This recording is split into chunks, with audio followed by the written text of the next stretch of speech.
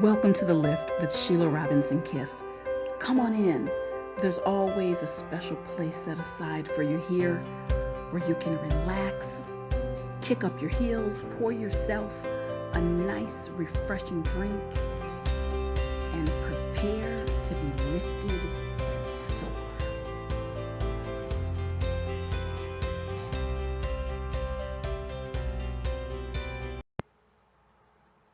Hi, everybody. Thank you so much, and welcome back to the lift with Sheila Robinson Kiss. We've got it all here: mental health, movement, motivation, and the best relationship advice around. So, if you're loving what I'm doing, please don't forget to subscribe and share the news of the channel with your friends and family. I want to dive right into the topic. I got a letter. A lot of letters come in throughout the week, but this one, I was going to tackle this topic last year. Sorry, guys, I'm not going to hit record. I'm just going to put this earring back on. It's slipping down. I was going to tackle this topic last year, but I'm glad I didn't because, the hand of God is always moving. And since that time, I have more robust information to share on this topic. So things happen when they need to happen. So without further ado, I want to read this letter from Douglas.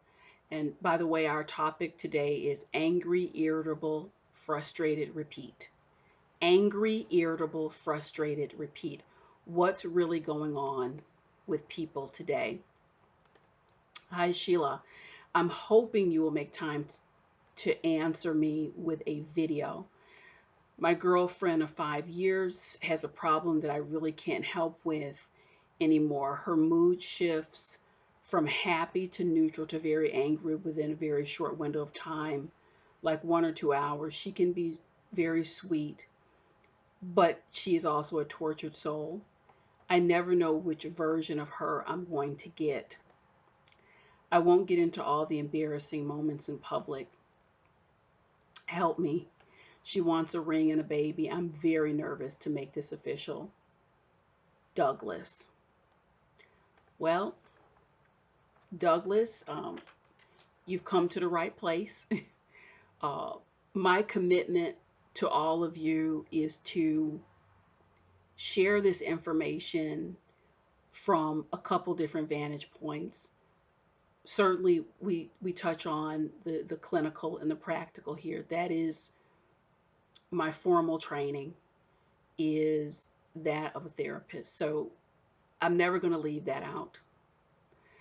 The extra benefit of the channel is I include what so many people just will not, for a variety of reasons, won't take a deeper dive into this element of mental health. So, Douglas, before I go into the innards of your question, what I want everyone to understand, just stay with me for a minute. The spiritual elements of our lives are inextricably linked to our mental health. They work in tandem. They can't really be separated out. It's really like saying, I'm going to drive the car without an engine. I'm going to eat macaroni and cheese without the cheese. They just, you cannot reasonably separate them out. But people have insisted on this for a number of years, and I'm really here to reverse that trend, if you will, because we're missing a key ingredient in the soup. So, Douglas, I'm coming right into your question. You asked for help, and I want to explain to you and to everyone. Many of us, either ourselves, we have experienced aspects of ourselves angry, irritable, frustrated. We have experienced others angry, irritable, frustrated, and we've experienced people who are chronically. This seems to be hardwired into their personality. There's a certain consistency to the anger, to the outbursts, to the frustration. I cannot tell you in near 25 years how many people have come into my office and said, Sheila, I'm to the point I can't control it. It meaning the temper, the outbursts, the flares. It's on them. Is it in them? We'll tackle that. But I would offer to you, the good book, and it's called the good book because there's a lot of good stuff in there. Proverbs 15:13, very, very clear. A glad heart, a glad heart maketh a cheerful countenance, meaning it's a sign that heavenly, that God force energy is there in the heart. So then I would ask all of you, um, a negative, angry countenance. What is there? What is that a sign of? What is there? Who is there? People will ask me all the time, how do I know if someone is healthy or mentally ill or under various influences? So, this is what I would say to you. In some instances, it's very obvious to gauge if someone is not well or someone is off center, out of balance. But to truly know, this is why I caution people always against judgment. And it's interesting, the further I go along in this work over the years coming of age, judgment, when you understand these influences, it truly does take a back seat. So in order to know where someone is really coming from in their spiritual health, their mental health, you'd have to know two things. It's how much they're suppressing, which is almost impossible for anyone to gauge how much they're suppressing, and what is pressing or oppressing, oppressive forces. What is pressing on them? And again, I want you to reference a couple of my videos where I go take a deeper dive, and I'm talking about these dark influences and how they can really have their way with people. You can call it evil. People have different names. The enemy, Satan, whatever the case may be. The term you'll hear me use over and over again in this work is dark influences. We simply do not pay enough attention to, or to me, give enough credence to what is happening in these spiritual realms around us. There's a channel here on YouTube. It's called Off the Left Eye. Features the work of a man by the name of Emanuel Swedenborg. Um, Stunning body of work, and I highly recommend diving into that just for more context on how these spiritual influences, they are unseen, but they can very much impact our lives. Just because you can't see something, look at uh, oxygen, carbon dioxide. I mean, you can't see it, but it is a fundamental part. These substances, these elements, they are a fundamental part of our lives, our breath for that matter. So I can appreciate anyone who says, Sheila, I don't, it's just not an area that I'm particularly want to spend my time or I'm interested in.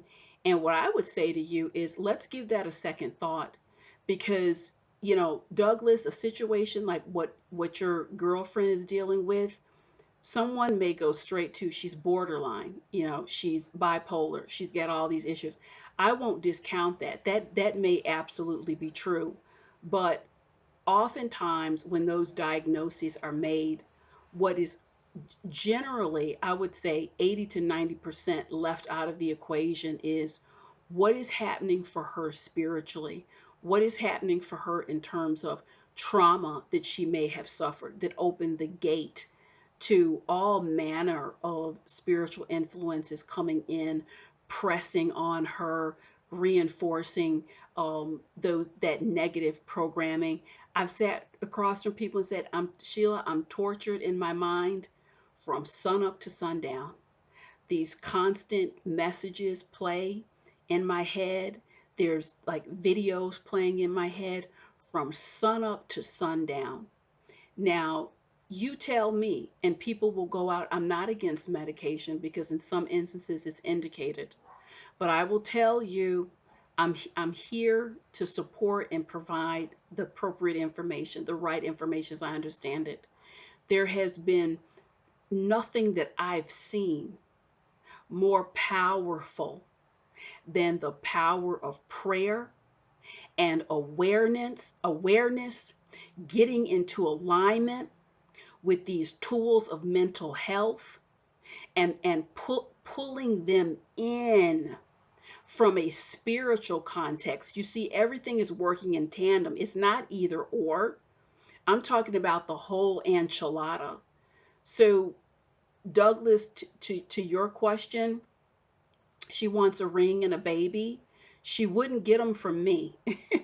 I just don't recommend that until this individual, until she has rolled up her sleeves and addressed what is happening to her. When you think about chronically frustrated, angry, and upset to the point where you cannot control yourself, you're in a public setting, you're supposed to be her best friend, the person she professes that she loves, and she is to the point where she cannot rein herself in. So you are abused emotionally on a consistent basis. What does that sound like to you? This is an individual who, number one, the first step is always awareness. People say to me, Sheila, I'm not necessarily a particularly spiritual person.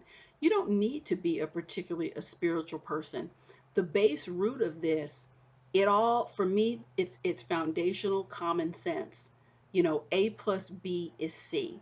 When you have tried, I've had people say to me, Sheila, I tried the medication. It didn't make a dent. I went to therapy and they gave me this tool or that tool, and I do it and I still feel empty. I'm not really experiencing movement in my life. Again, I'm coming from a common sense perspective. I like to focus on what works. And I can tell you for myself, I've been very candid on the channel. There's over 700 videos here. You want to know more about Sheila? Just go back to the first video and work your way up. The hand of God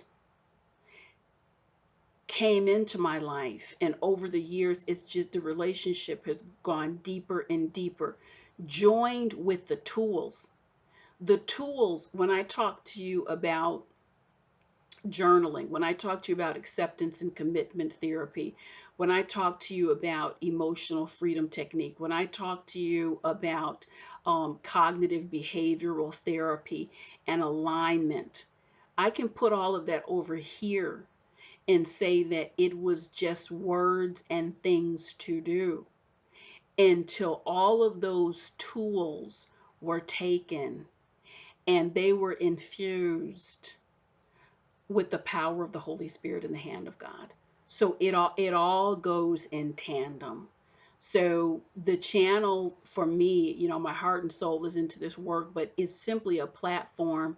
It's a massive testimonial, each video, of the power of aligning ourselves to that gorgeous, beautiful, renewing, sustaining force that is absolutely necessary.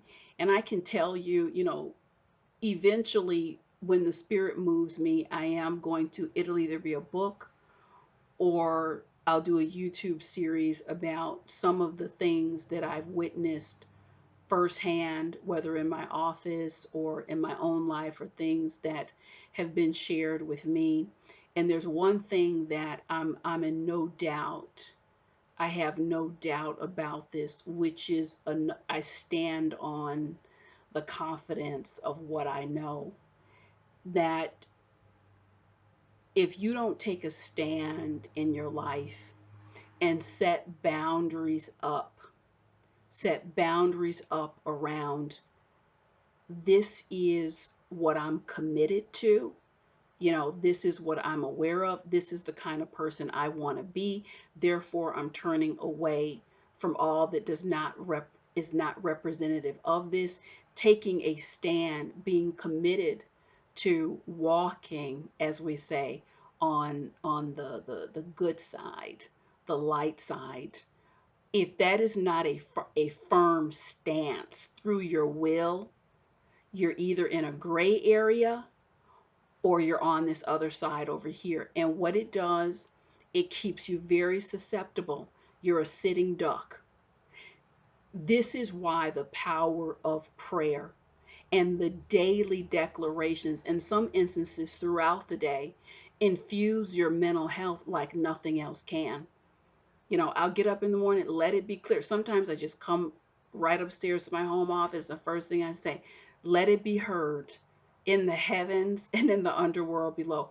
I'm here serving the Lord, and I'm walking on the light side, the right side, infused with the Holy Spirit for humanity. I don't want there to be any discernment, any misunderstanding, because when I was, unbeknownst to me, operating in the gray area, I hadn't come into the declaration of really what I'm doing here, who I'm serving. And that's when I had some really challenging times. Go back to the video program Dark Influences. So to even get to this point to be sharing with you has been a major spiritual battle.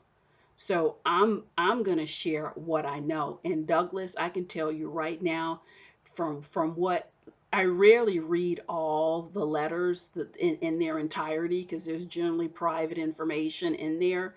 But I can tell you, based on what I reviewed, this is not healthy. These erratic shifts, and I I'm telling you what I would do. I would let it be known, listen, I'm not prepared to formalize this, because you run out and get a ring. What you're saying is it's acceptable, it's all good. Love is, I want the best for you. And love is not turning away from truth. Sometimes the toughest love that you can give someone, the most sincere, authentic thing you can do for them, is to hold up a mirror to themselves. You're going to bring children into this, then you're going to be off to the races. She's doing this already without children. Let hormones and all that stuff get into it. So she needs to be accountable. You cannot force her into this work, but you can put the options in front of her. You can put the options in front of her, that there is an alternative path. Is it easy when we are getting ourselves out of these states? I can tell you, I've sat with people who've had these toxic negative influences sitting on them for years. And let me tell you something, when that energy has a strong hold on you, it wants to keep it. It wants to keep it. So it takes a level of prayer, it takes a level of commitment, but I can tell you that it can absolutely happen. It can absolutely happen. What that energy does, it puts you at war with your humanity. This is why you have people who should be, you know, architects designing beautiful buildings, should be mothers on a summer day enjoying their children, reveling in their children, chefs baking in the kitchen, authors, future authors writing books. They're tangled up in psychological and spiritual battles with themselves, because that's what that energy does. It's the energy of torment. Again, from the good book, that energy comes to destroy, to kill, to rob you, the thief in the night. So we are dealing with energy and influences, and to turn away from that and not have a plan to maintain your spiritual person. You know, we are here certainly in a physical form. We got to have a vehicle, some way to get around. But the soul and the spirit requires care. You know, we wash our bodies every day, we eat good food to maintain the body. The spirit requires food. The spirit requires rinsing. The spirit requires renewal. And then you wonder, why am I feeling this way? Why do I feel this way about this person or that person? Hey, but tell me, a woman a couple months ago, she said, I don't, in my heart, I don't hate, Sheila, but I hate. I can throw daggers, and I'm thinking this stuff. And I knew what was going on. I knew what was going on. So yes, we talk about the tools, the psychological tools, but we talk about the spiritual element as well, to take control of that. If you are feeling that way, that's not healthy. You know, you're dealing with a partner, a spouse, a child who's constantly, you know, on edge, angry, agitated, lashing out. And I would offer to you, there's another layer and element in there. If you wanted to destroy someone energetically, you know, the dark influences, they don't have the ability to generate this emotional stress and this emotional energy on their own. They don't even have the power to destroy you. What has to happen is you have to grant access. You have to grant access, and you're manipulated and pushed into really destroying yourself.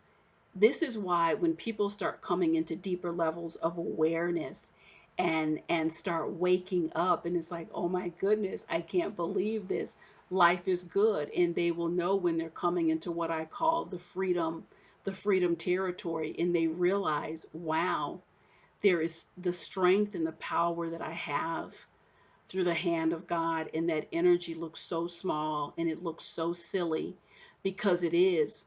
But what happens is you are stirred up to the point where you are living in a house of mirrors, and where everything is distorted.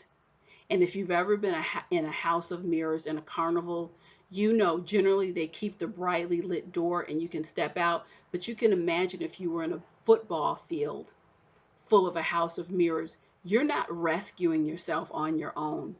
You're not. You need someone to come in and just with a hammer and shatter that glass and shield you and shatter that glass. And you come out and say, oh, this is the light of day. This is the light of day.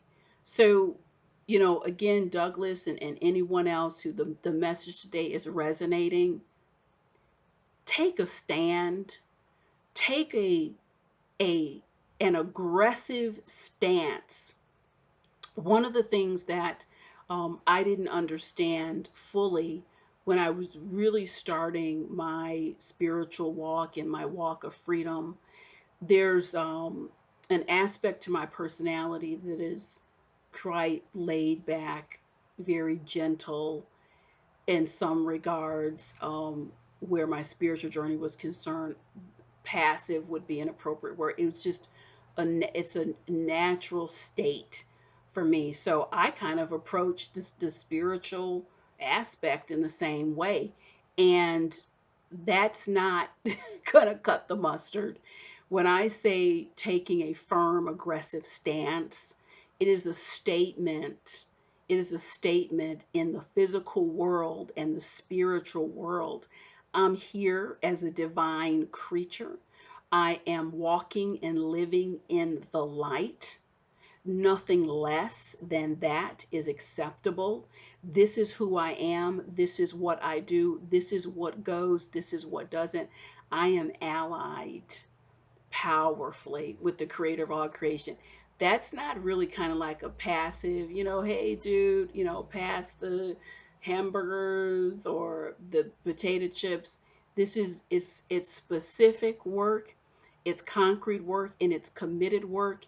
And then what happens over time, um, you'll fall in love with the work and the feelings and the good fruit. We will know the tree by the fruit it bears, and it comes. And I feel like I should say something to the folks who they're hearing me. And Sheila, I am that frustrated person. I am that angry person, and I've tried and I've tried. I have to tell you that my heart is with you. And what I would say to you is the magic word is with consistency, those declarations, those prayers, that determination, and holding yourself accountable. Holding yourself accountable. People, it's this is also part of the key message. It's not your fault if you're being attacked spiritually. It's not your fault, but you are responsible. Two things are true at once. It is not your fault, but you are responsible and accountable for yourself in this cleanup work. And that passivity and just, I can't, that's what keeps you tangled up, twirled up, engulfed in dealing with this energy. So you can spend a lot of time crying and sad, or you can say, you know what? The woman's got something. She's got a point. It's time for me to take responsibility. What are you saying to yourself, or what are you allowing yourself to listen to that gives you permission to outburst on your family or on your friends or in your partnership? What is the message that you're listening to or generating within yourself that says this is okay? Oh, I can't control myself. You won't go out and do it at the grocery store, or you won't go out and do it to this person. Understand what's going on behind it. Let me get you so agitated that you mess up your relationships and you're isolated. And once I have you all by yourself, I'm really going to have a field day with you. That's how this energy operates. And if you want to, Sheila, I'm not particularly interested in this. I wasn't either. That's why I got myself out of it, so I could stay in the good, delicious, warm, fruitful, life sustaining energy. This is my work. What I'm trying to do is give people the right information and tools to help themselves. It's not a topic that I want to spend, but because I know the degradation and the suffering, this is my work, and people will leave the planet still tangled up with this stuff. So, again, the steps are awareness, personal accountability, developing solid spiritual prayer life and practices that invite constant renewal, making a stand that I am here to walk in love and light and be as useful as I can, feeding the spirit with good literature, good books, good information, good people, taking a stand when the people in your life start spewing garbage and hate and talking crap about other people. Those are the elements that build a strong foundation of joy. And it really is about stamina. Who's going to be the last man or woman standing? Does it feel like a battle some day? It feels like an all out physical and emotional battle some days. But I'll tell you, as you claim more and more territory, it gets easier and easier. Develop your prayer life. Merge all the tools that I share and other competent professionals share. Merge all of those tools into your spiritual practice. And I'll tell you, that angriness, that irritability, it will begin to subside. I hope that I've said something here that's helpful today. Again, if you're loving the channel, please take a moment to subscribe and share the news of it with your friends and family. I'll be back very soon with some more amazing content. Bye-bye.